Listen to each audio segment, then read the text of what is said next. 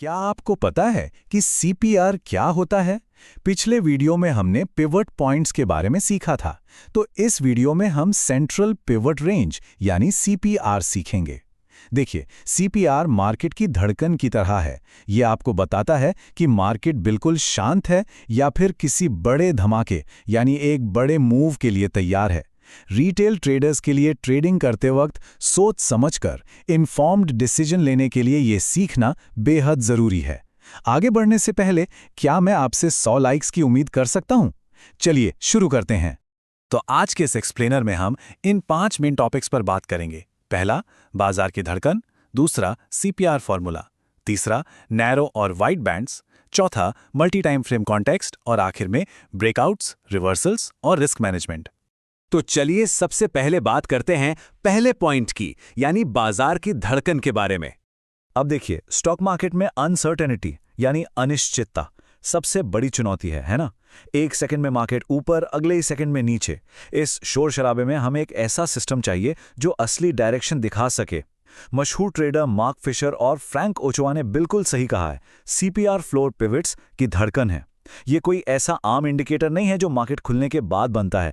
ये एक solid structural framework है जिसे आप मार्केट ओपन होने से पहले ही कैलकुलेट कर सकते हैं। ये इन एब्स्ट्रैक्ट और बेजान नंबर्स को एक जिंदा समझने लायक फॉर्म दे देता है। तो आखिर ये सीपीआर है क्या चीज़? बहुत ही आसान भाषा में समझें तो ये एक टेक्निकल इंडिकेटर है, पर इसमें सिर्फ एक लाइन नहीं होती बल्कि 3 प्राइस लेवल्स होते हैं। सबसे ऊपर होता है टॉप सेंट्रल पिवट यानी टीसी, बीच में होता है पिवट पॉइंट यानी पी, और सबसे नीचे बॉटम सेंट्रल पिवट यानी बीसी।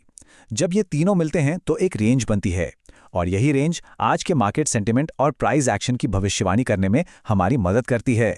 यकीन मानिए, एक सिंगल लाइन के मुकाबले ये पूरी रेंज कहीं ज्यादा पावरफुल होती है। अब आते हैं अपने दूसरे सेक्शन पर। इस सीपीआर फॉर्मूले को आखिर समझें कैसे? वैसे तो इसके पीछे का मैच बहुत ही स्ट्रेट फॉरवर्ड है।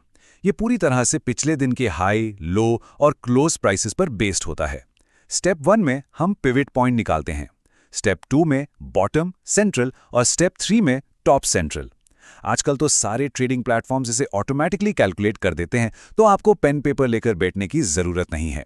लेकिन एक नए ट्रेडर के रूप में इस फॉर्मूला के पीछे का बेसिक लॉजिक समझना आपको हमेशा भीड़ से एक कदम आगे रखता है। एक एग्जाम्पल लेते हैं। यहां हमने अगस्त 2022 के इस चार्ट पर सीपीआर को लगाया हुआ है। आप साफ देख सकते हैं कि ये 3 लाइनें प्राइस के लिए कितने जबरदस्त सपोर्ट और रेजिस्टेंस का काम कर रही हैं। जैसे ही प्राइस इन लाइंस के पास आता है, उसका रिएक्शन देखने लायक होता है।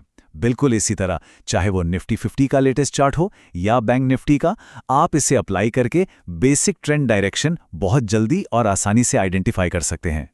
चलिए अब तीसरे सेक्शन की तरफ बढ़ते हैं, नैरो और वाइड सीपीआर बैंड्स। असली जादू तो इन बैंड्स की चौड़ाई यानी इनके विड्थ में छिपा है। यही इस इंडिकेटर का सबसे बड़ा सीक्रेट है। जब ये तीनों लाइनें एक दूसरे के बिल्कुल करीब होती हैं तो हम इसको नैरो सीपीआर बोलते हैं।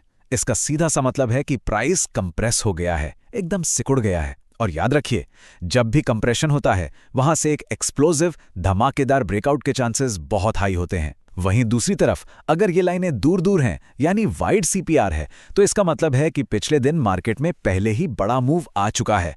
तो आज मार्केट थोड़ा आराम करेगा, मतलब साइडवेज या रेंज बाउंड रहने के चांसेस ज्यादा है ना? कमाल की बात।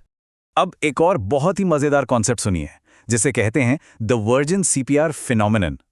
अगर कल के ट्रेडिंग सेशन में प्राइस ने अपनी सीपीआर रेंज को टच ही नहीं किया, तो आज हम उस सीपीआर को वर्जिन कहते हैं।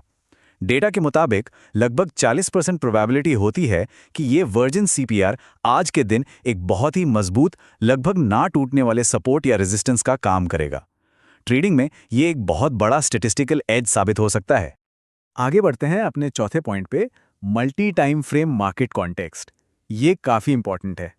तो अब इस कॉन्सेप्ट को थोड़ा और बड़े स्केल पर देखते हैं। हर नया या एक्सपीरियंस ट्रेडर अक्सर एक ही सवाल पूछता है, भाई कल मार्केट कैसा बिहेव करेगा, ये आज कैसे पता चले? इस सवाल का जवाब हमें नेक्स्ट डे और नेक्स्ट वीक के सीपीआर प्रोजेक्शन से मिलता है। अगर आप इस मल्टी टाइम फ्रेम इंटीग्रेशन को समझ गए तो ये आपके लिए एक गेम चेंजर होगा। देखिए, डेली सीपीआर हमें इंट्राडे में गाइड करता है और नेक्स्ट डे का प्रोजेक्शन देता है। वीकली सीपीआर क्या करता है? वो पिछले हफ्ते के डेटा को यूज करके शॉर्ट टर्म स्विंग लेवल्स बताता है। और मंथली सीपीआर, ये हमें लॉन्ग टर्म बड़े स्ट्रक्चरल सपोर्ट और रेजिस्टेंस दिखाता है। इन तीनों को एक साथ मिला लीजिए और मार्केट खुलने से बहुत पहले ही आपका पूरा ट्रेडिंग प्लान बनकर तैयार हो जाएगा। सोचिए, जब इन तीनों टाइम फ्रेम्स यानी डेली, वीकली और मंथली सीपीआर को हम एक ही चार्ट पे लगाते हैं और किसी पॉइंट पर ये तीनों एक दूसरे पर ओवरलैप कर जाते हैं, तो क्या होता है? वहां बनता है एक मार्केट कॉन्फ्लुएंस, जिसे हम हॉट जोन भी कहते हैं। इस जोन की एक्यूरेसी इतनी जबरदस्त होती है कि यहां लिया गया ट्रेड आपको एक बहुत बड़ा स्ट्रक्चरल एडवांटेज दे सकता है। अब आते हैं अपने आखिरी और सबसे खास सेक्शन पर, ब्रेकआउट्स, रिवर्सल्स और रिस्क मैनेजमेंट। अभी तक जो हमने थ्योरी समझी, टाइम आ गया है उसको असली ट्रेडिंग स्ट्रैटेजीज में बदलने का। यहां एक सिंपल और क्लियर एक्शन प्लान है आपके लिए। अगर आज मार्केट में नैरो सीपीआर दिख रहा है, तो क्लियर कट आपकी स्ट्रैटेजी ब्रेकआउट ट्रेडिंग की होनी चाहिए। जैसे ही प्राइस हैवी वॉल्यूम के साथ टीसी लाइन के ऊपर या बीसी लाइन के नीचे निकलता है, आप ट्रेड में एंट्री ले सकते हैं। लेकिन अगर आज वाइट सीपीआर है, तो समझ जाइए मार्केट साइडवेज चलने वाला है। ऐसे दिन आपको ट्रेंड रिवर्सल की स्पेसिफिक स्ट्रैटेजी यूज करनी चाहिए। मतलब जब प्राइस टीसी लाइन यानी रेजिस्टेंस को टच करे तो सेल कीजिए, और जब बीसी लाइन यानी सपोर्ट को टच करे तो बाय कीजिए। बहुत ही सिंपल। लेकिन इन सब के बीच जो बात सबसे ज्यादा मैटर करती है, वो है रिस्क मैनेजमेंट। सीपीआर सिर्फ मार्केट की डायरेक्शन नहीं बताता, बल्कि स्टॉप लॉस लगाने के लिए एकदम सटीक और ऑब्जेक्टिव लेवल्स भी देता है, ताकि पोटेंशियल लॉसेस को हम लिमिट कर सकें।